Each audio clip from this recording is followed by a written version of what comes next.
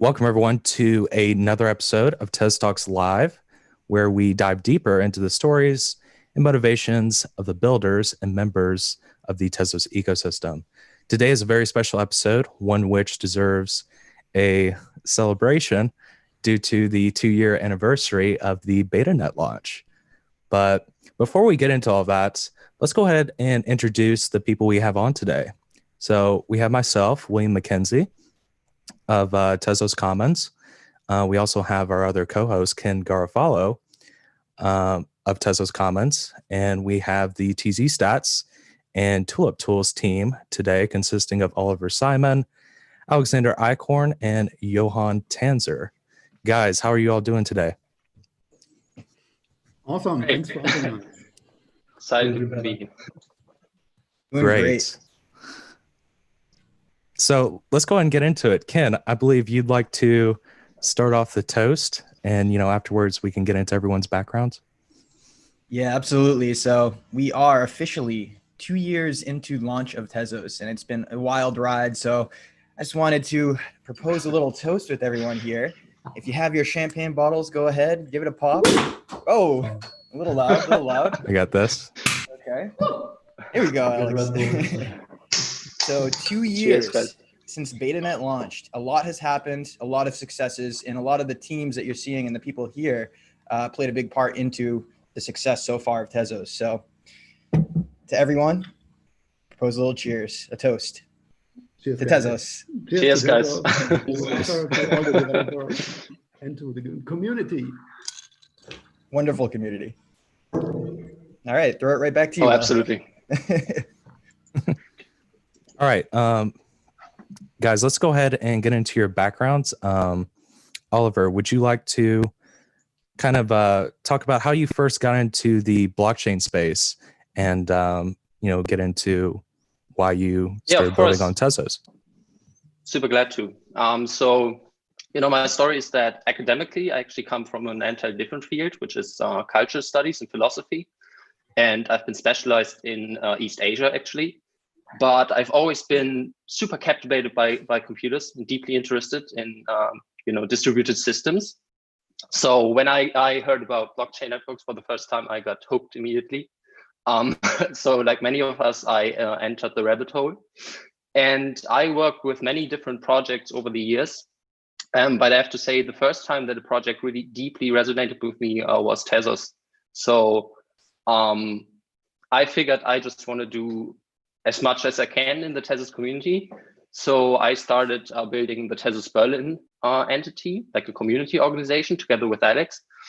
And made a lot of friends along the way, some of which are probably viewing. Shout out to all of you. It's been a great journey and I'm super excited about what's ahead of us.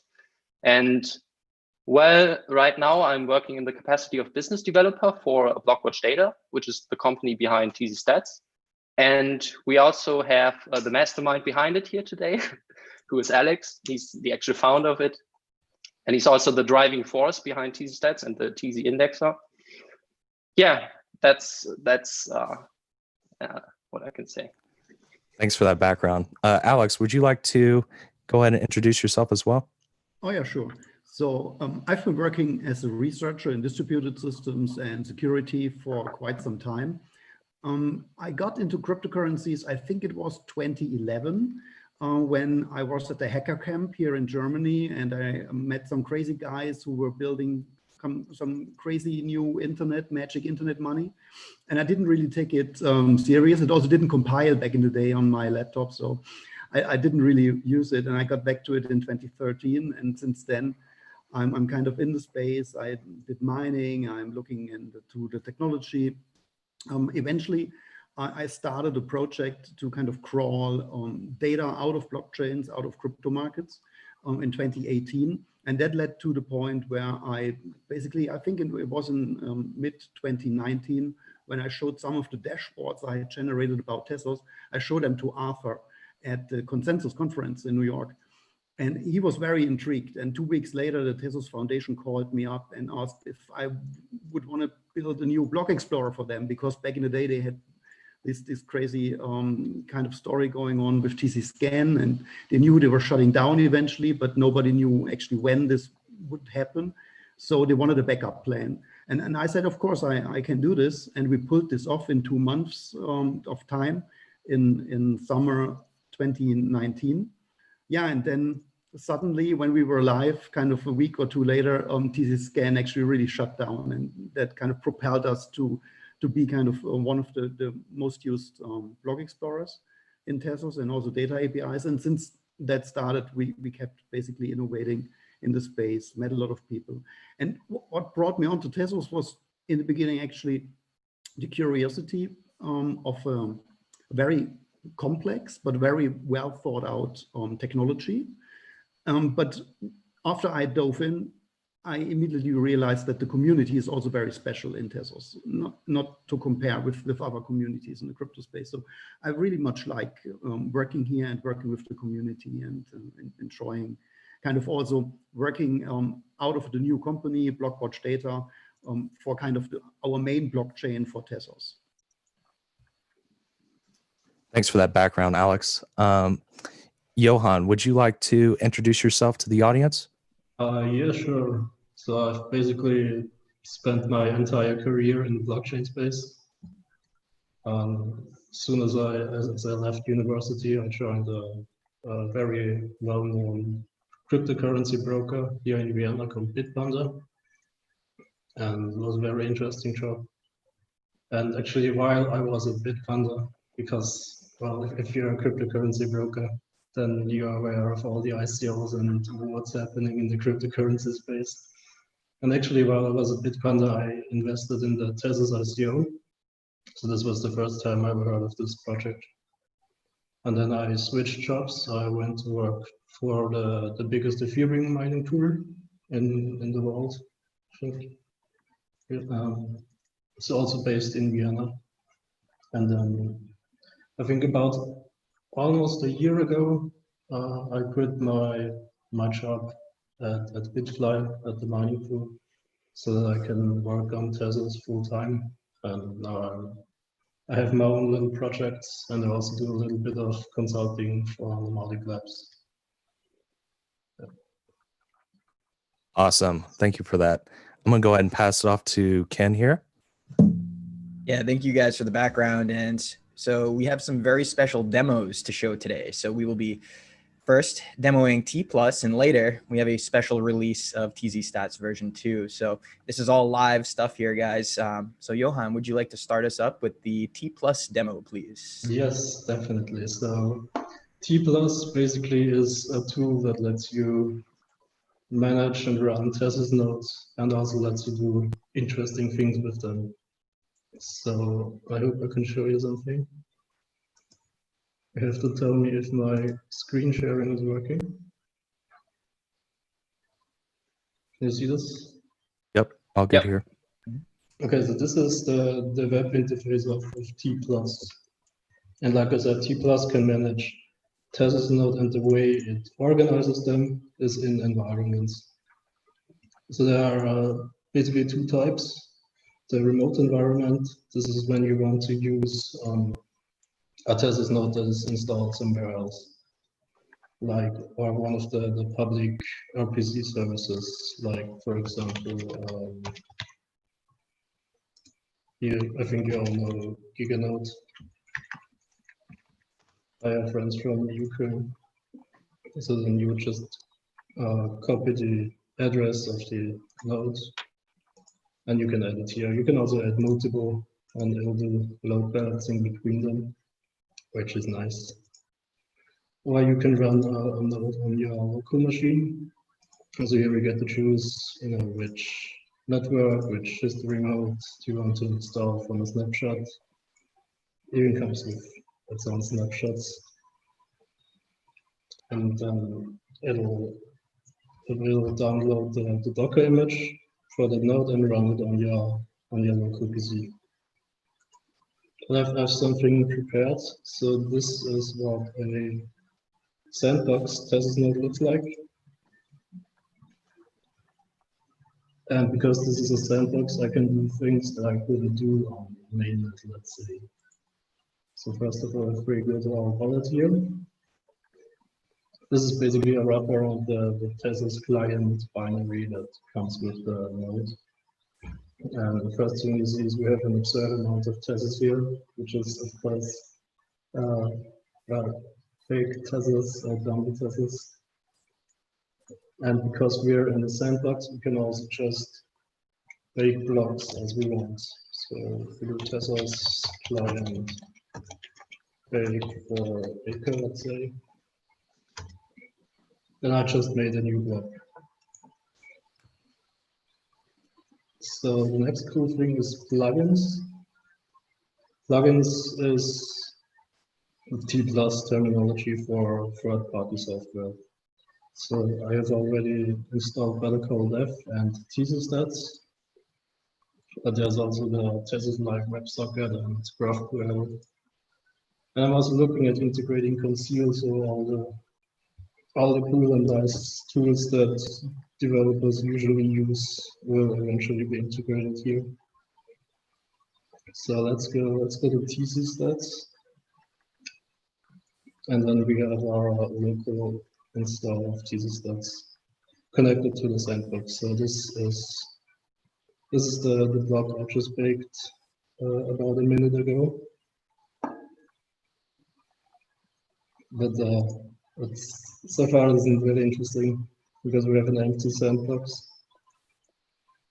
So we can try to deploy a smart contract.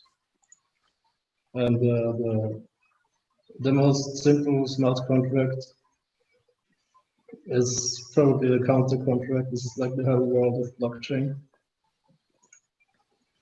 And what it does is it's a very simple contract with just an integer storage. And once we send a transaction to the contract, the storage increases. And T+ comes with such a template. So we can just select this as a demo project.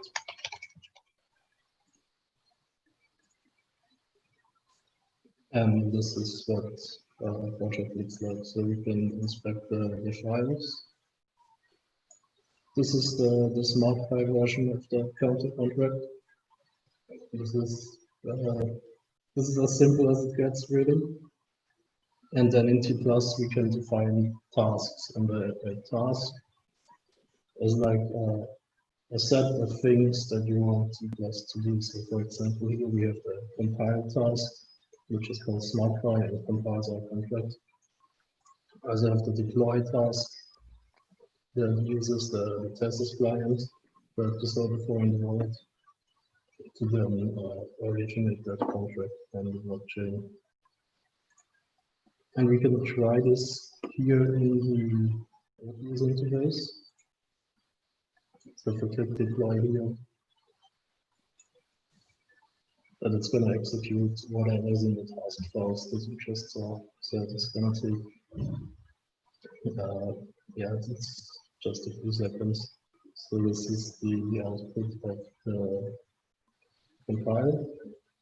So now the smart file contract is compiled into a mechanism. And then we use the Tezos client to originate the contract. And because this is a sandbox, we can just pick a new block, and this should look familiar to many of you, I guess. And then we have our new contract here. And you can check what this looks like in TzStats. So this is block 6. So this is what an origination looks like in TzStats. There's also the best smart contract explorer to use is probably Better Call Dev. Developed by Baking Bad, so if we can look at this, oh, this doesn't work.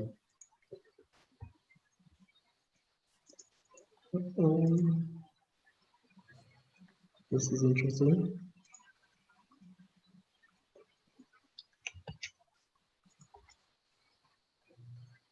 Well, it wouldn't be a live demo if everything worked, right? Let me just try to do this.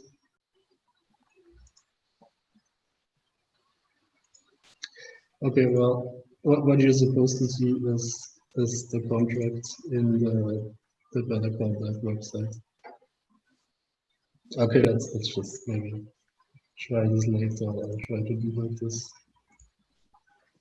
So this web interface is really nice, but if you're a real developer, you probably want to use your own IDE. So there's this CLI tool that comes with T+, where you can do things like execute tasks and everything from your local IDE. So here we have the files that we just saw in the web interface, and we can also execute tasks right from the command line.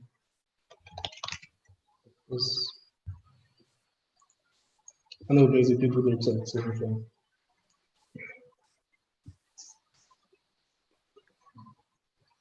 So this is T+ in a nutshell. It's a tool that tries to make it as easy as possible for new users to get started with Tezos and start developing and handle all the boring setup for you. Okay, so this is T+. Thanks for the demo. Quick question for you though.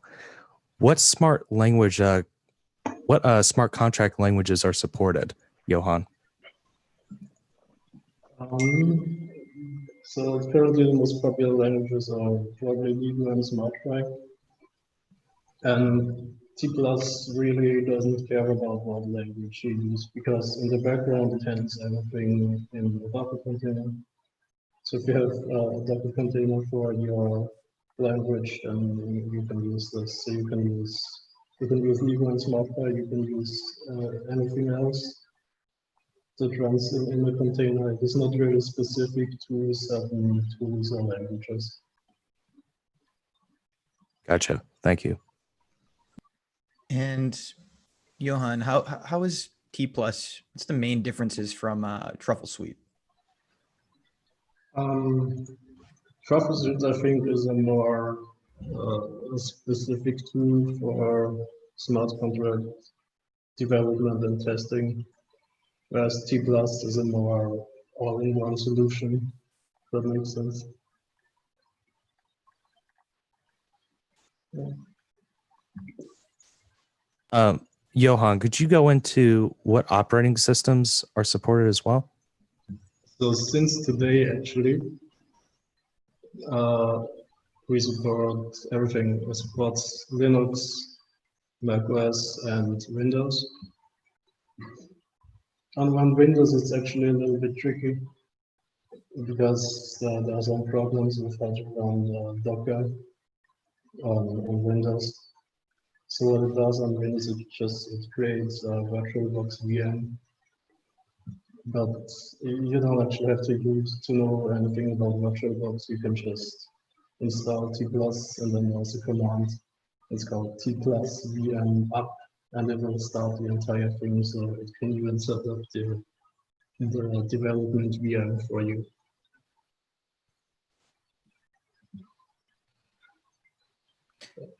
Excellent. And so what are some of your future plans or updates that you have in mind for T+? So the first thing, I'm probably gonna fix the Breaking Bad bug. And then, yeah, I'm really looking for my user feedback and then it will evolve based on this. That's the plan for the next few weeks, I guess.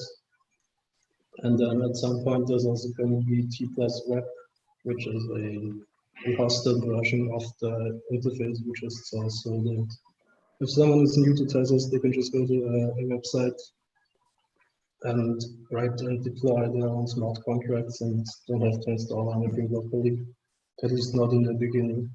So this should, I hope, really lower the barrier of entry for new developers and get more people, testing and developing with Tezos.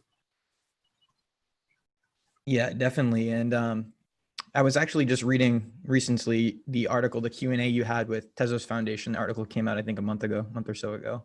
And it seemed like you had thought that Tezos allowed for more opportunity, maybe a more creative environment because of how early stage the open source ecosystem was at the time where you first started building out T+.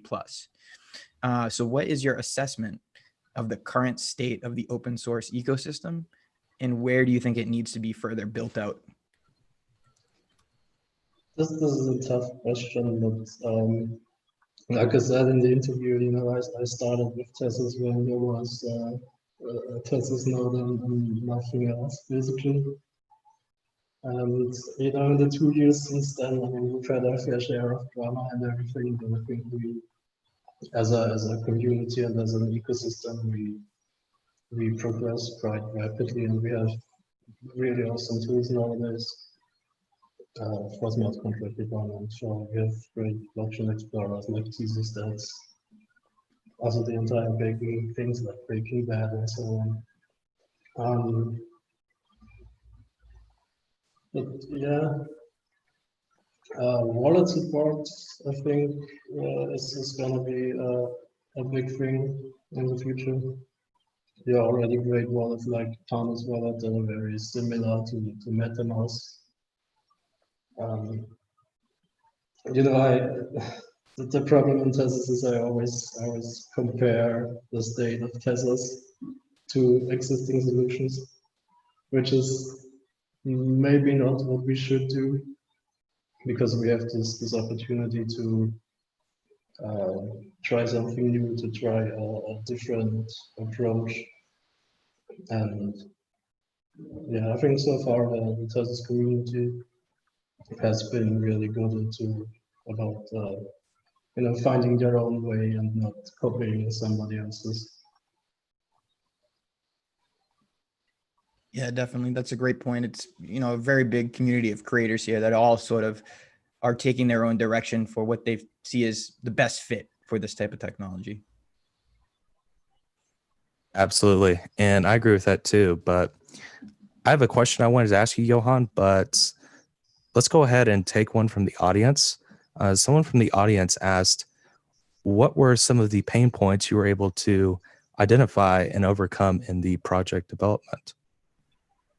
This is a very good question. So, yeah, T+ started when the tooling for a developer was not very mature, let's say. And I just wanted to make it very easy for new developers to come in and just try something on Tezos, because if they have to spend like 3 hours setting up something, it's not gonna happen. So to build that interface and to figure out what works and what doesn't and how to optimize things, this was the most interesting aspect about T+, I would say.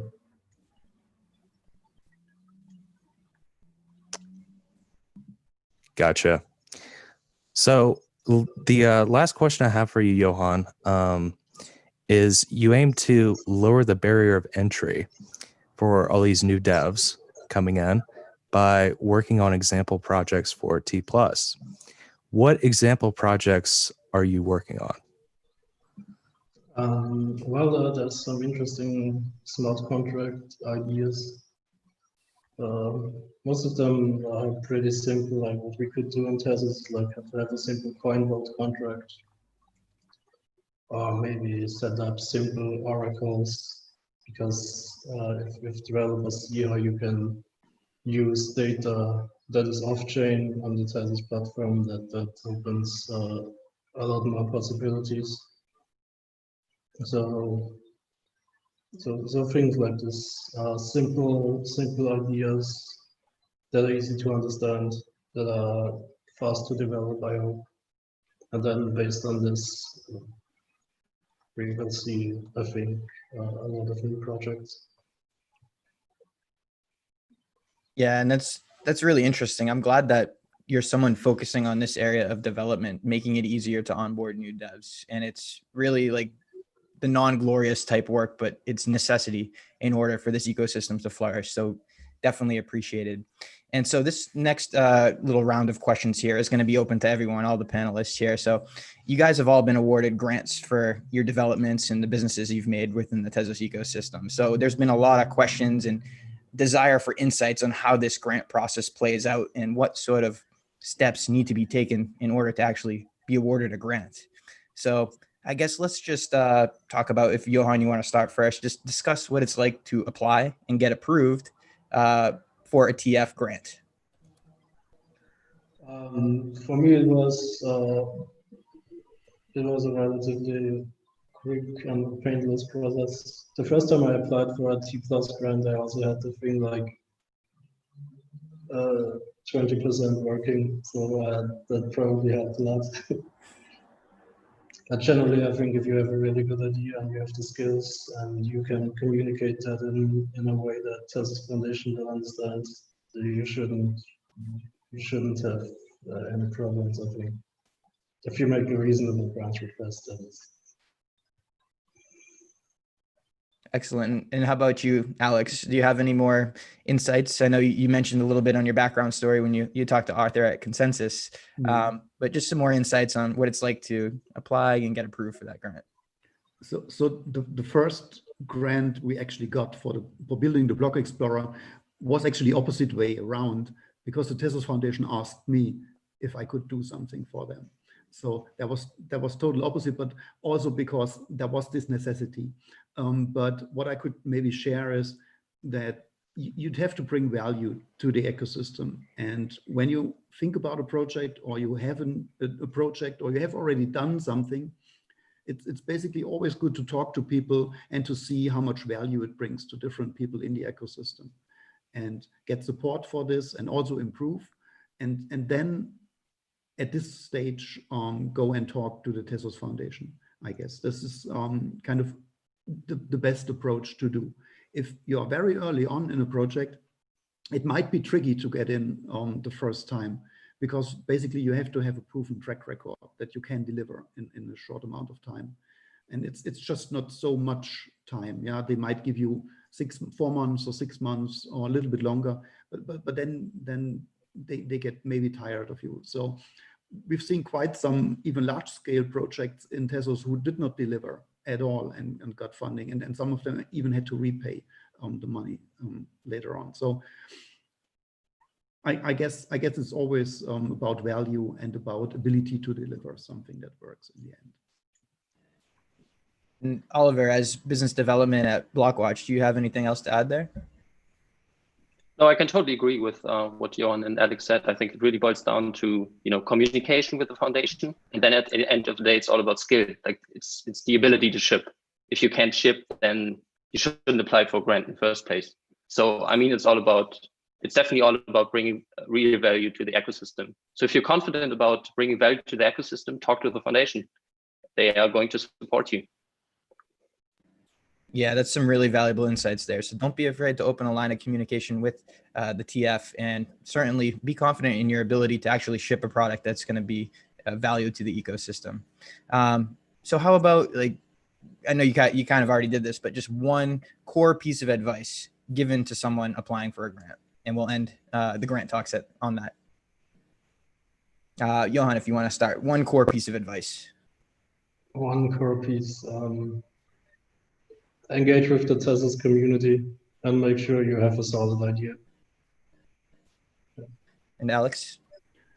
Talk to people in the community. Don't be afraid that somebody steals your idea. It will never happen that people steal your idea. Actually, execution is the only thing that matters here. So don't be afraid, talk to people, share your idea, get feedback. It just makes your idea better. And Oliver? Yeah, I agree again. I mean, know what you're building, be clear about it, and talk to people. So communication is everything. All right, excellent. Some great insight there, guys.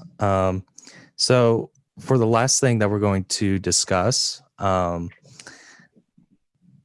Alex, Oliver, I believe you all wanted to do a live launch of TzStats V2. So I'll just go ahead, pass this over to you all for that. Great, thanks so much. So Cheers. This is actually a tricky thing, you know. Launching an IT system. People, when you have some politicians around, you usually have a big red button, and the politician can press the big red button. I don't have a big red button here, but let's just. You should have that, Alex. I should have had it, but let's just cheers, and let me just go to my terminal and just launch the next version of TzStats. And I'm very stoked, and I'm super happy to have had the opportunity kind of to work in this ecosystem, and to also have enough time to really build kind of a new version of what we already delivered back in the day. So we're gonna go a little bit into detail, but let me first launch it, and then we talk about where Alex, we come from and where we are maybe also going to. Do you want me to share my screen so we can just? Oh yeah, please share your screen. So, okay, guys, when you go to no, it's not www, it's TzStats.com, just TzStats.com, and you refresh your browser, the first thing you see is kind of the new live version of the Block Explorer. We basically redesigned the entire experience from the ground up. Like when we go back in the day, when we were asked to build a Block Explorer for Tezos, we didn't have much time. It was basically a 2-month project only. Yeah. So we hired a designer who helped us design the system. But it was already quite complicated to actually tell the designer what Tezos is about, and all the different angles and the different ideas that happen in Tezos and around Tezos. So we designed a lot of screens. Then we got to implement most of these screens, but we couldn't really deliver on some of the core premises that we wanted to deliver on. Yeah, we didn't have a mobile version. We didn't have enough statistics, not as much as we wanted to have. Yeah. Also, the design looked a bit simple, maybe. Yeah, it was also fixed in its size. It didn't really fit to mobile. Eventually, we fiddled around a little bit with the design to make it a bit more accessible, but that obviously had kind of an end to it. And we knew quite early on that we wanted to do another version. We actually started kind of designing and thinking about the new version last October already at around the TQ conference in New York. And the first design sketches are actually from November. And that was also the time where we basically started building the groundwork for this. We started kind of building different screens. And you know, the basic idea about the Block Explorer is always to attract to a very broad audience. It's not only specifically made for developers or for the core team, yeah, because they know their stuff. They also have their console tools. Actually, the Block Explorer is mainly meant for people who are new to the ecosystem, people who are kind of regular non-techie people. And from the beginning, we thought that most of the Explorer designs in other cryptocurrencies are just too techie.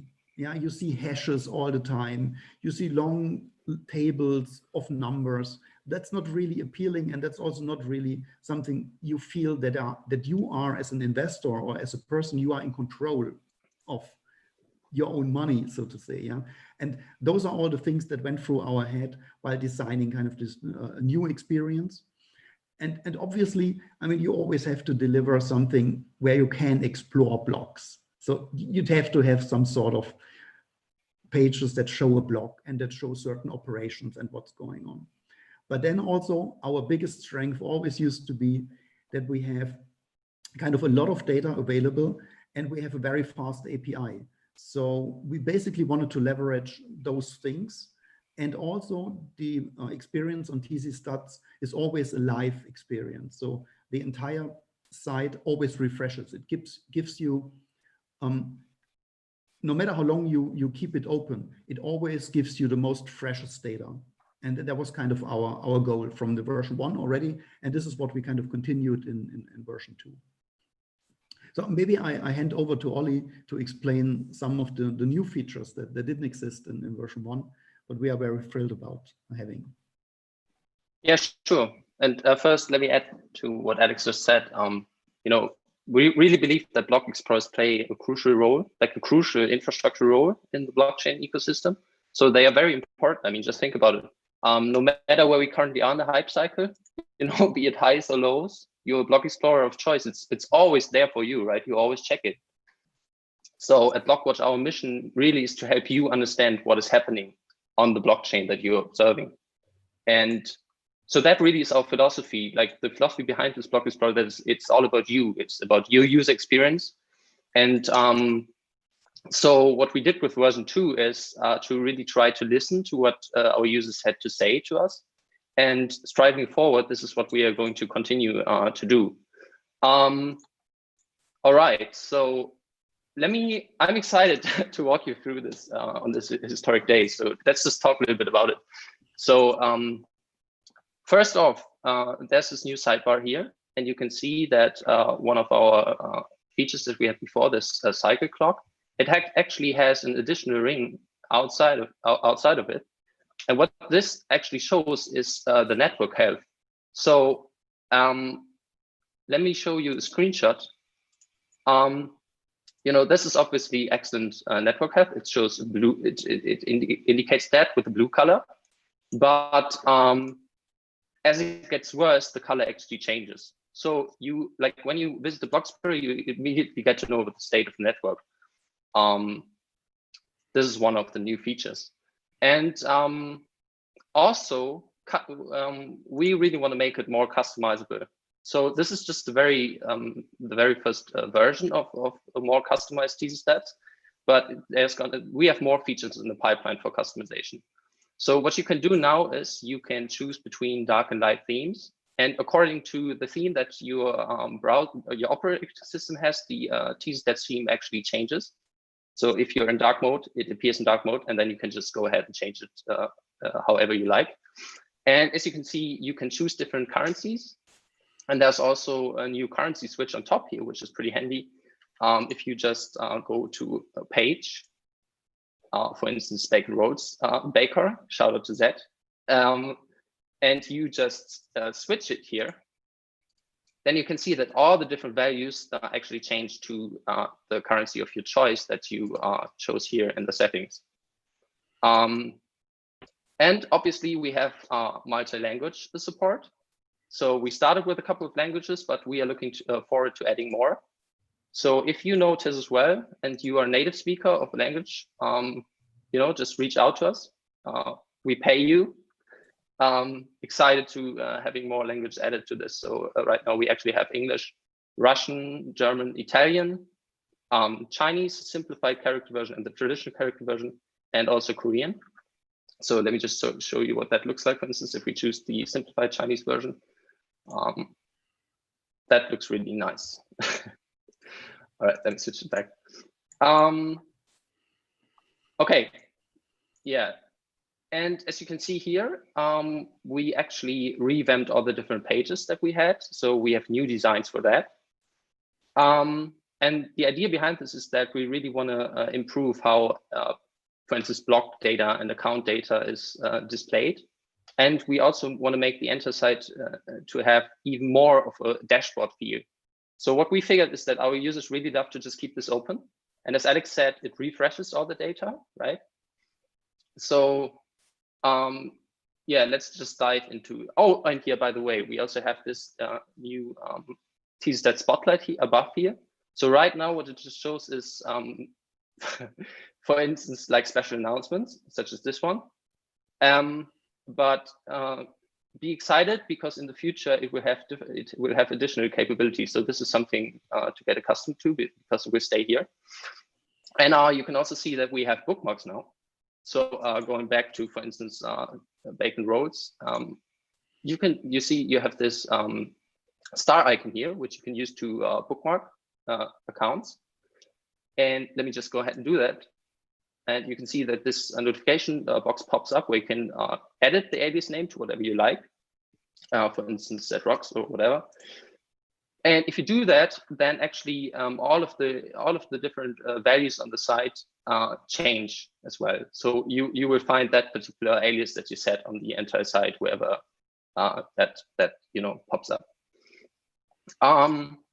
Yeah, we also, by the way, we also for bakers, for public, we also now indicate whether bakers are public bakers or whether they are private bakers. And we also indicate whether they are custodians, for instance, and we show their location. For most, we show country, but for some, we actually show the city as well. Then we now indicate baker reliability, and we also have the fee here. Yeah, Alex, do you want to add something, by the way? You can always just chime in. Oh, you're doing great. Okay, all right. And you can see, for instance, if you on a baker page and you head over to, for instance, particular cycle, for instance, the current one we are on, 248, you get this overview. And there's also different colors. For instance, if they're like right now, baker rows obviously doing excellent. There are not any misses at all. But if there were, you would be able to see this here. Yeah, going back to main page, one thing I didn't mention yet, which is obviously super important, is that in version 2, we actually do, we really do support mobile first. So if you visit the site on your mobile phone, the days are gone that you're going to be annoyed by it, because TzStats version 2 really didn't have focus on mobile. But with version 2, it really is mobile first. So go ahead and explore. Just try it out. You will see it's a much better experience when it comes to mobile. All right, and another page that I'm particularly excited about personally is the activity page. And what you can see is here is that we have a world map, and what it shows is blocks baked in different locations. So for instance, you see this big one here. This is Switzerland, and oh, you see it actually just pinged, which means that the foundation baker just baked the block a few seconds ago. So you can use this page to track what is going on the Tezos network. And this world map is just the first part here. There are different parts. For instance, you can check high volume transfers here. So you have basically an overview of whale activity. You also have a list of the different whales. You can see that, for instance, Kraken Baker right now has the biggest stack. Yeah, and there's more. You can also track the activations, for instance, something that our users requested that they wanted to see. And you also get to see all these different slashing events. For instance, here the last incident of double baking was at the end of 2019 by Test Baker. Yeah, so this activity page, this is own, and by the way, this is everything refreshes live, so you can just keep this open and basically keep track of what's happening. Yeah, and then obviously all the other pages are revamped as well. We added more insight. We now you can see, for instance, in this pie chart, you can see the operation summary and the amount of transactions, delegations, endorsement, revelations. This is the new voting page. Right now, there's nothing being proposed on Tezos network, but once there is, hopefully soon, because we've got the next protocol upgrade in the pipeline, you will be able to track this here. Yeah, this is also a nice page because it gives you a great overview of all of the different aspects of the protocols. And in this timeline, you can see that right now we're on Carthage 2.0, right? So you get to see all of these different, all of the information, all of the details of the protocol, be it general information, the constants info, limits, and other constants. You can just have a look here and get to know what the protocol is actually doing, right? And you can also explore older protocols. Oh, and by the way, you can see this is the blockchain age. We are maturing. All right, and this is the new bakers page, something we added as well. So now we've got a leaderboard here of the top 20 Then we also have a page for gainers and losers. So that basically indicates who gained more roles and who lost roles. So you can check that up to see who's been doing well and who's been doing worse recently.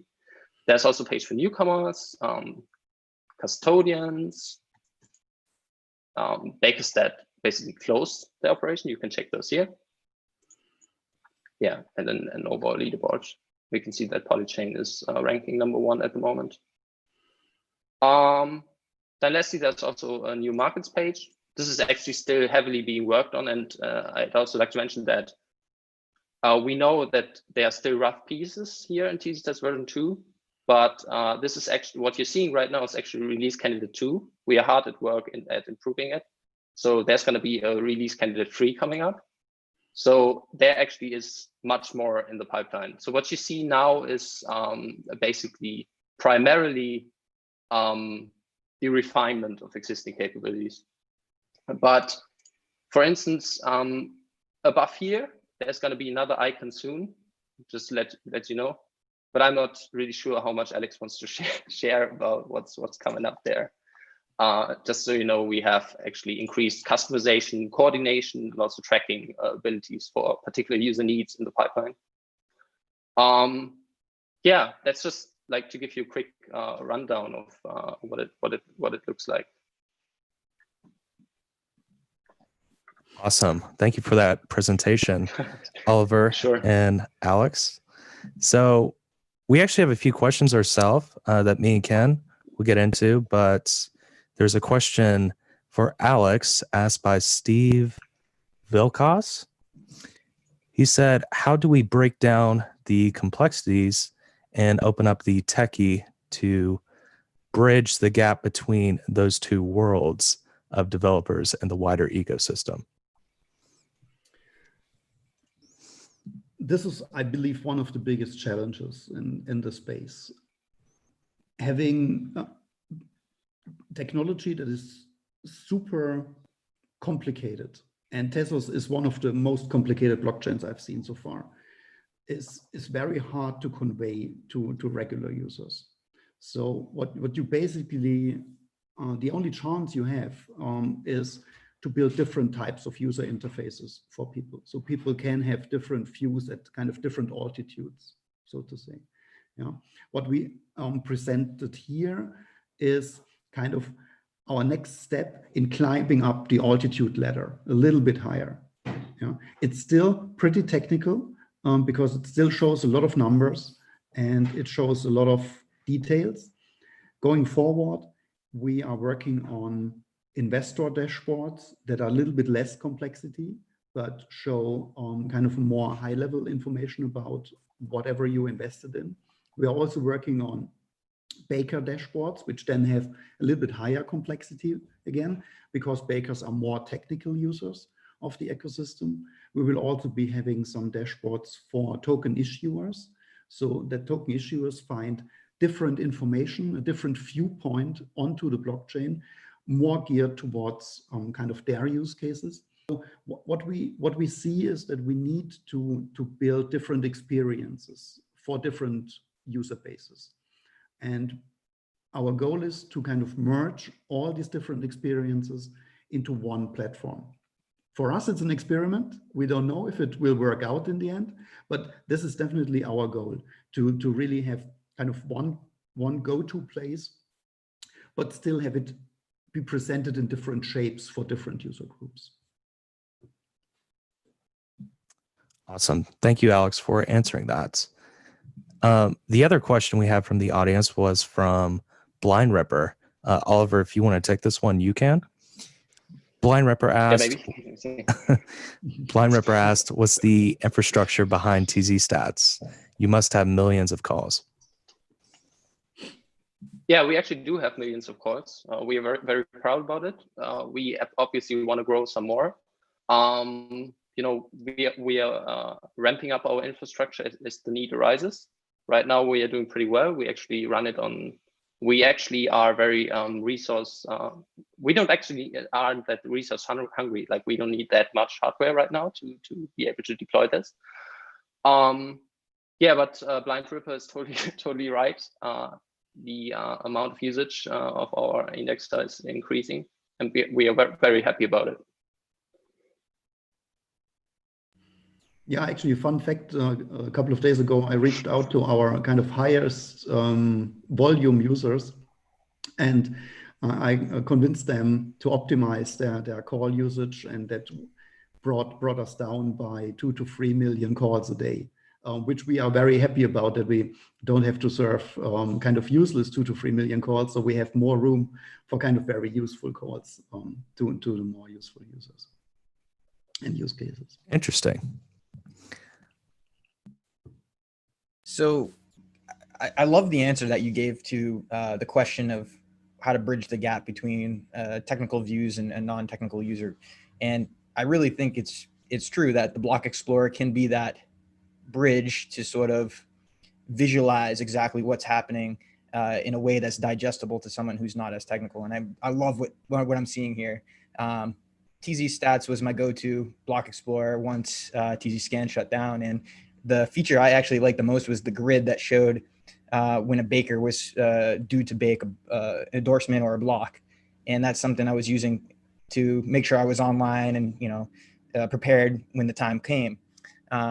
But for you guys, what do you think is the biggest advantage of the new upgrade? What's the biggest feature that you guys are most proud of from this new upgrade? So when it comes to me, I think the thing I'm most proud of is that we have a working and fully designed and fully styled mobile version that kind of works fluently and also works also brings value to you on a mobile screen, because most of the time on a mobile screen you don't really have so much space, and you are also in a hurry when you want to kind of pull up things and you want to watch things. So this is basically when we started thinking about the new version, we were thinking about the mobile experience first. And this is why we have kind of this new card design, and these cards kind of flip then on the mobile screen kind of in a kind of long vertical band. That's the reason why we have bookmarks, because you might want to watch a certain number of accounts, like your own baker and your own investment accounts, but you want them in a very tiny space. Yeah. And those were the ideas we had around these features. But then obviously, what's also very important for me personally is that we support different languages and also different kind of really localization features. Everybody is in a different time zone, and everybody watches a blockchain from the perspective of their own time zone. But blockchains usually tick in UTC time, and many people only display UTC time. And that's really weird, because when you sent a transaction yesterday evening at whatever, 7 o'clock p.m., but out of Japan, how do you find that transaction on the blockchain? So you really have to have your own personal time zone. That's what we did. Then also the language feature, because we know there's so many users in China and in Japan and in Korea who use kind of our Block Explorer, but many of them don't really speak English that well. So we really wanted to have an experience that is kind of localized for people, that presents the right number of formats, that presents the right date formats, that presents the right time zone, and also the best possible language. Yeah, I mean, it's amazing that you're offering so many different languages there. And as well as languages, you're also offering now the different currency views, which was the one piece that I was going to ask to make sure you guys had. But previously, I think it was TezBlock.io is where I was going to look at a USD value. So now you guys have that update. Maybe Oliver, if you want to just flash to showing USD real quick so we can just see exactly how that looks. Yeah, basically you see all of these different values, and you'll just go to Baker page here, for instance. Yeah, you can just easily flick through and display that. Yeah. Yeah, that's extremely helpful there. So I'm glad to see that update. Will, you want to take the next one? Yeah, so this kind of leads into question I wanted to ask. And that's, what is so special about TzStats that allowed it to become the best and most used block explorer? Wow, I can only guess. It's actually two things. I believe it used to be the live updates that we delivered. And it's also that we were right on time when TzScan shut down, and we delivered value to people, and probably more value to people than other block explorers at the time. And I assume it probably boils down to having the statistics and having a little bit of a fresher interface, not only tables, you know, because tables are very quickly become very boring and very tedious to scan for your eyes. So you really want to have a more fresh and more kind of information heavy interface, and graphs and graphics and different ways of presenting these graphics really make a difference here.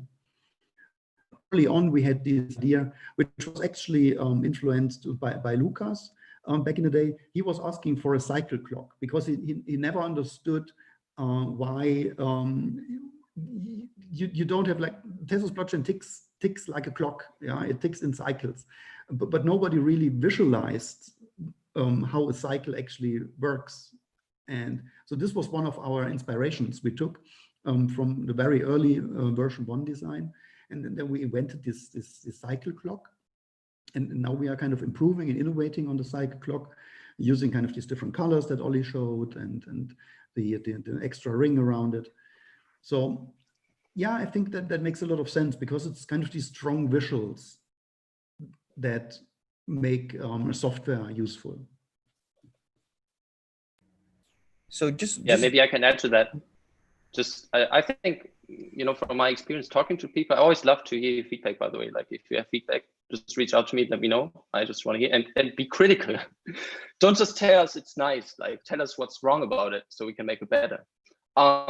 You know, but what I think users really love about it is its card, like this modular card-based design. This is something people really like. And also the fact that usually our like TzStats pretty fast, right?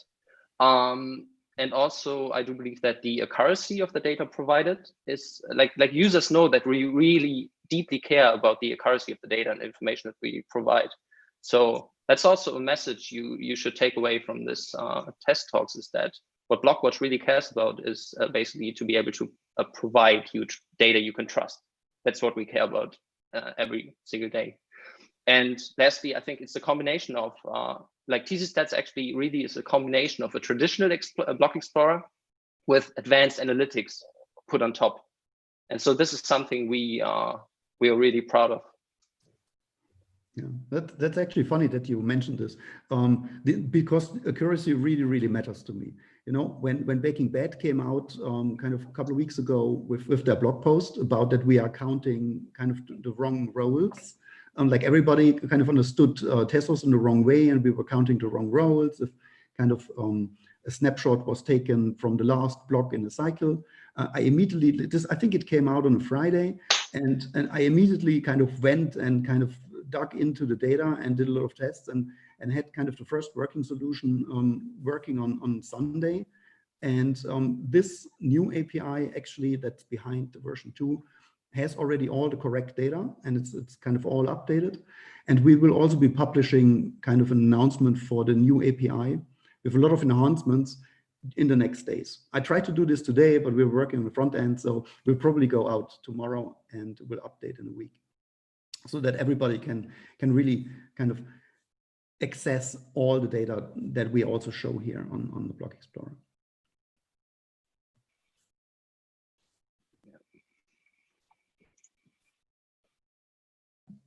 Awesome.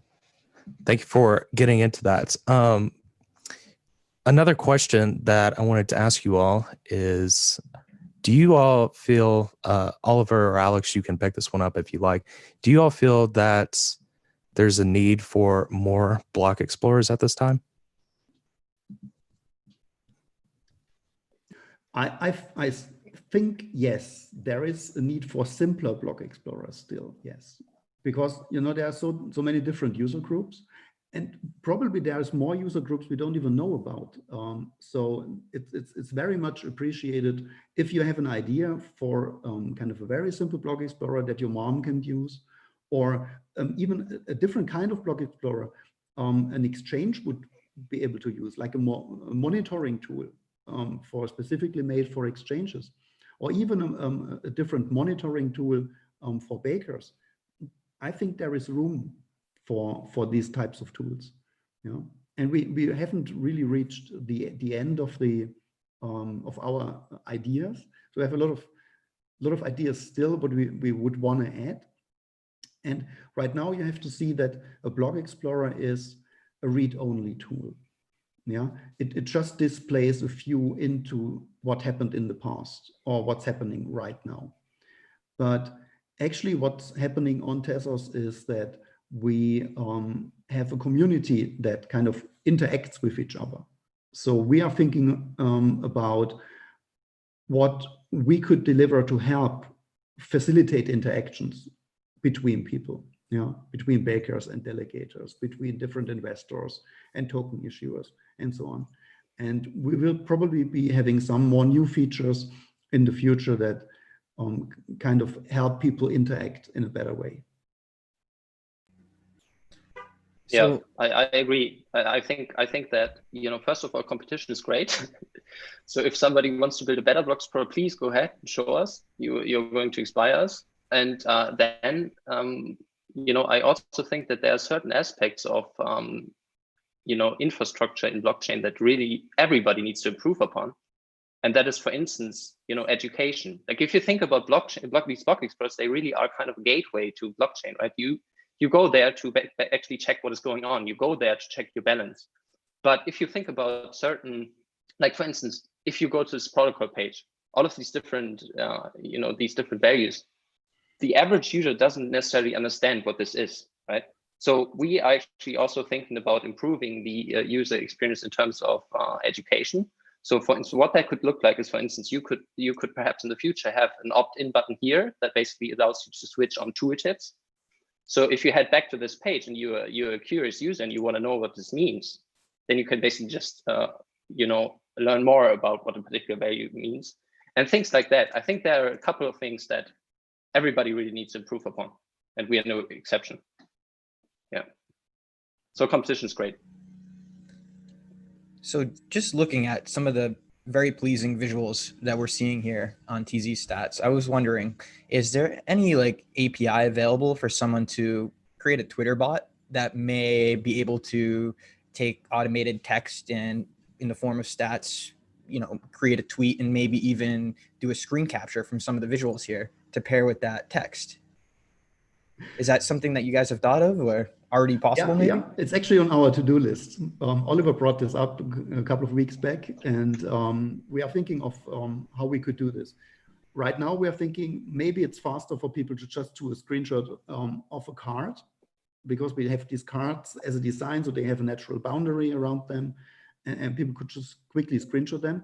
But what we would also like to have is kind of just a button next to them, so that tweet this thing. Because then just take a screenshot of that particular piece and just tweet it as it is. We are thinking about this. It's a little bit hard to implement on a web browser, but if we find a good way, or if somebody knows about a good way how to do this, let us know. Because we want to have this feature too. Yeah. Reminds me of Lunar Crush. Maybe you guys want to reach out and see how they're doing it. I don't know. Okay, cool. Sure. Yeah. Sure. So another question here. So can you show us how exactly T+ is being used inside of TzStats here? Oh, it's actually the other way around.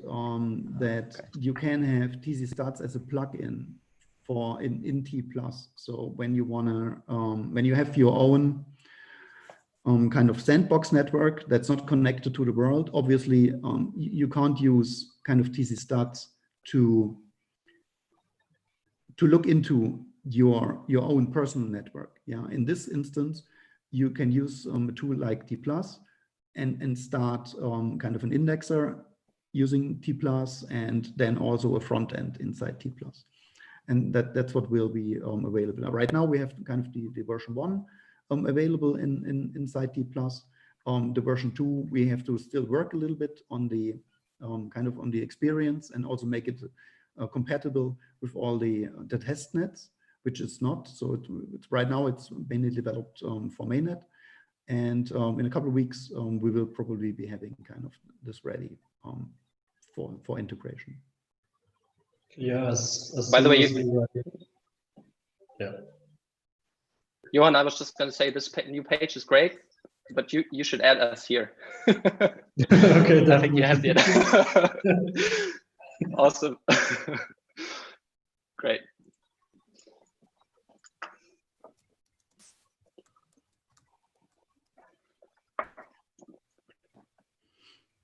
So, guys, for my last question, is there any key stats that you all want to share? I mean, in terms of, current Baker numbers, transaction counts, blocks, etc. Yeah, so I think one of the more important pieces of information you want to look at is on the activity page. And this is the newly funded accounts per day and the cleared accounts per day. That's the top right graph, because that basically gives you an idea about how many, it's not exactly how many new users come to the blockchain, because a lot of these accounts are actually generated by Coinbase, just as an ingest account, just to kind of clear their customer funds on the ingest. But in the general tendency is that the more users onboard to Tezos, the more accounts are generated. And if these numbers go up, you basically see kind of a larger influx there. What we also did, and this is something that we will be publishing also this week, is we did an analysis of the delegator behavior on Tezos throughout the last 2 years. And we will probably also be having some more delegator statistics on the page. Yeah, some high-level delegator statistics. So how many new delegators come into the system? What are their kind of median balances and so on for each month? And what do they actually do over the course of time? So which delegators are more loyal? Are these the delegators who started in the first couple of months, or are the more younger delegator generations are more loyal? Yeah, basically, the questions I answered on the last Our Network post with Spencer Noon, those types of things we will be publishing kind of a more thorough study this week about. But we will also be kind of taking some of the ideas and having live statistics here on the page. And going forward, because that's obviously not only interesting on a kind of a network-wide scope, that's specifically interesting on a per baker scope. So every baker wants to understand how their churn rate is and how their churn rate compares to other bakers in the ecosystem. Yeah, and this is something we will be having on a baker dashboard, for example.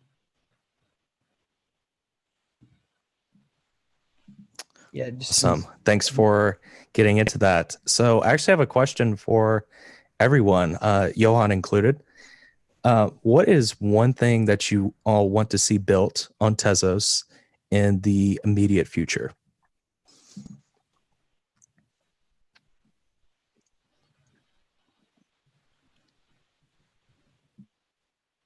That's a great question.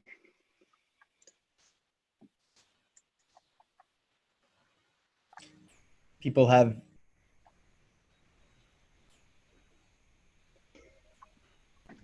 ask for a DEX, maybe a NFT exchange, something like that? For me personally, rather than thinking about something specific, I'm actually excited about seeing more and more things that have real world use. This is something I think that is really needed to push blockchain to the next level. And I would say what I really want to see is users.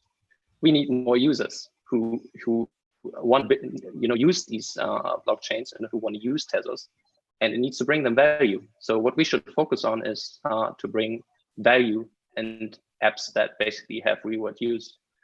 And I think this is the main focus. This is actually a primary focus of Tezos, which is great. And going back to what I initially said, what really captivated me, but like what made me what basically made me so excited about Tezos is this particular focus.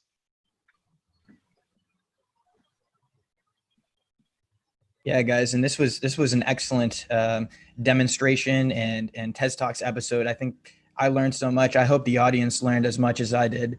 So I just want to thank all of you for coming on again, Alex, Oliver, Johann, and we hope to have you back sometime soon, maybe on version 3 release or the next update for T+. Yeah, sure. Yeah, and so for the audience, if you're looking for more information on T+, you can go to tplus.dev. And for more information on Blockwatch, you can go to blockwatch.cc. More information on TzStats, that's TzStats.com. Again, you can follow us at Tezos Commons on Twitter, YouTube, Facebook, and Instagram, tezoscommons.org. I am Ken Garofalo, and for Will, take care until next time.